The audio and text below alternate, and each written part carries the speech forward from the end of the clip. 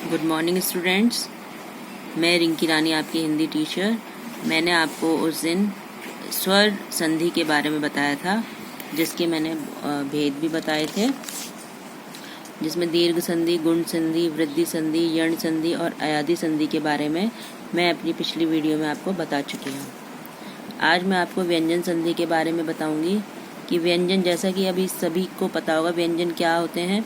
क से लेकर जो ज्ञ तक हैं वो आपके व्यंजन कहलाते हैं। और व्यंजन क्या होते हैं?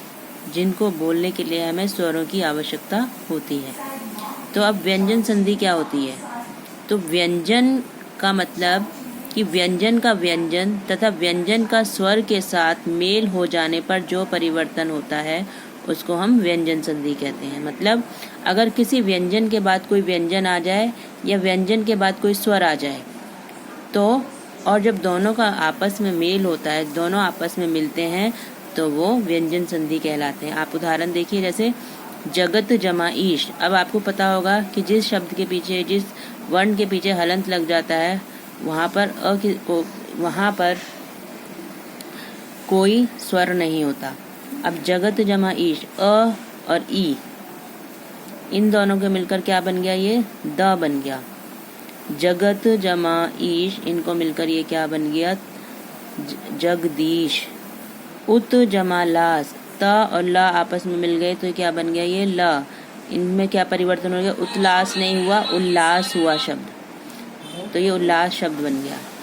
अब व्यंजन संधि के कुछ नियम हैं कि यदि वर्ग के प्रथम वर्ण के बाद उसी वर्ग का तीसरा या चौथा वर्ण तथा कोई स्वर आए तो मिलकर उस वर्ग का तीसरा वर्ण हो जाता है। अब आप समझोगे कि वर्ण क्या होते हैं, वर्ग क्या होता है। वर्ण तो आपको पता है, जितने भी अ ई हैं और क से क्या, वो सारे आपके वर्ण कहलाते हैं। और वर्ग होते हैं, हमने अपने व्यंजनों को वर्गों में बांटा होता है, जैसे कवर्ग, चवर्ग, तवर्ग, टवर्ग। अब कवर्ग में क से लेकर क, ख, ग, घ, न ये आते हैं, ये वाले व्यंजन आते हैं। इसी तरह चवर्ग में च, छ, झ, झ, न, यानी कि प्रथम और पंचम वर्ण जो होते हैं। और इसी तरह से जो है हमारे 5 वर्ग होते हैं, उन्हीं के आधार पर ये है कि यदि वर्ग के प्रथम वर्ण के बाद उसी वर्ग का तीसरा या चौथा वर्ण तथा कोई स्वर आए तो मिलकर उस वर्ग का तीसरा वर्ण हो जाता है। अब जैसे यहाँ पर का है और यहाँ अ है, हमने कहा था प्रथम वर्ण के बाद उसी वर्ग का तीसरा या चौथा वर्ण। अब मान लीजिए जैसे क वर्ग आ गया, क, ख, ग, घ, न, तो यहाँ पर का आ गया और इसके साथ ही हमारा ये क्या हो गया? ई आ गया। तो ये वाक जमा ईश, वाकीश नहीं बनेगा, ये बनेगा वागीश। का आ गया ना उसी वर्ण का, तो उसका तीसरा क्या हो गया? तीसरा या चौथा, क, ख, ग, तीसरा वर्ण हो गया, ये ग बन गया, तो ये हमारा वागीश बन गया। अब अन जमा अंत, अजंत बन गया। अनंत नहीं बनेगा, ये अजंत बन गया। चा है और आ, चा के साथ आ मिलकर जा बन जाता है। षट जमा आनन, षडानन, षटानन नहीं होगा, ट और आ मिलकर डा बना दिया उसने, उसी वर्ण का तीसरा या चौथा वर्ण। देखिए कौन सा वर्ण बना है यहाँ पर? षडानन हो गया। सत जमा आनंद, सदानंद, त, थ, द, ध, त, थ, द, तीसरा वर्ण द, सदानंद। तो इस तरह से पहला नियम यह है कि यदि वर्ग के प्रथम वर्ण के बाद उसी वर्ग का तीसरा या चौथा वर्ण तथा कोई स्वर आए तो उसे मिलकर उस वर्ग का तीसरा वर्ण हो जाता है। का तीसरा वर्ण क्या हो गया? क, ख, ग, च, ख, च, छ, ज, ज, तीसरा ट, ठ, ड, ढ और त, थ, द। ये अगर आप समझ में आ गए होंगे आपको। ये अगर नहीं आए तो बेटा आप कमेंट करके मुझे बता सकते हैं कि आपको समझ में नहीं आया। अब यदि वर्ग के प्रथम वर्ण के बाद न या म आए तो मिलकर अपने वर्ग का 5वां वर्ण हो जाता है। मतलब वर्ग, मान लीजिए कवर्ग है, कवर्ग का लास्ट वर्ड क्या है? क, ख, ग, घ, न, और उसके बाद म या ना आ जाए तो जो उसका अंतिम वर्ण है, जो कवर्ग का म है, तो वो बन जाएगा। जैसे वाक जमा में, वांग में, ये ना आता है ना, इसलिए ये बन गया वांग में।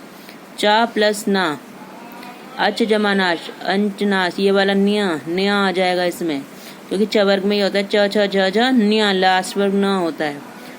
ट ठ ड ढ न, ट वर्ग में लास्ट वर्ण न होता है। तो षट मास क्या बन जाएगा आपका? श्री मास। त के साथ क्या होता है? त थ द ध नान, पंचम स्वर ये होता है, ना होता है। तो जगतनाथ, अगर जिसमें ता और ना मिलकर क्या बन जाएगा? इसका ना बन जाएगा, ता का ना आ जाएगा, जगन्नाथ। प फ ब भ म, माँ होता है इसका प वर्ग में लास्ट वर्ण, तो अप जमा में अम्य बन जाएगा।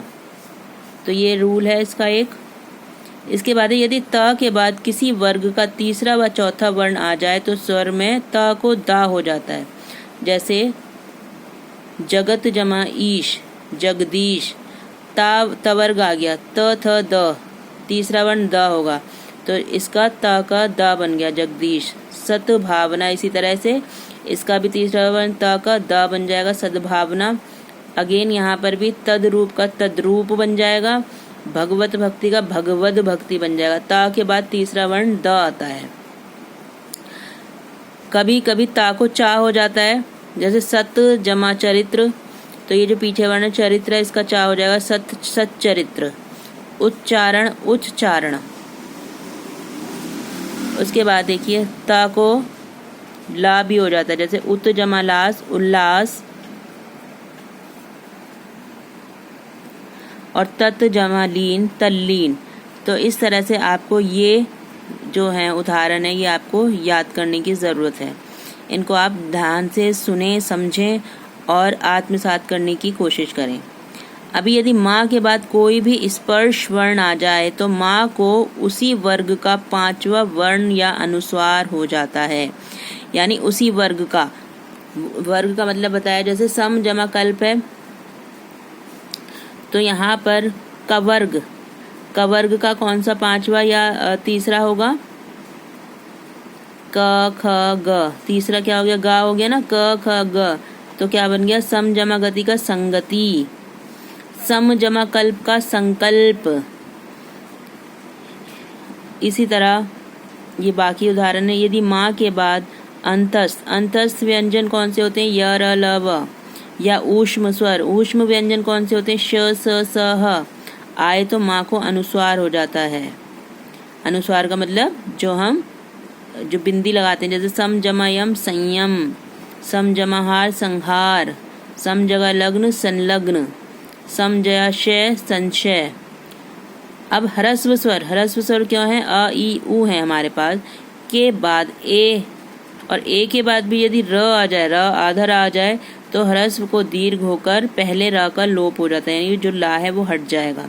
जैसे निर जमा रव, यहाँ पर पहला जो र है उसका लोप हो गया, नीरव बन गया, और जो ये जो है छोटी की मात्रा लगी है तो इस पे ये क्या हो जाएगा? दीर्घ बन जाएगी, नीरव।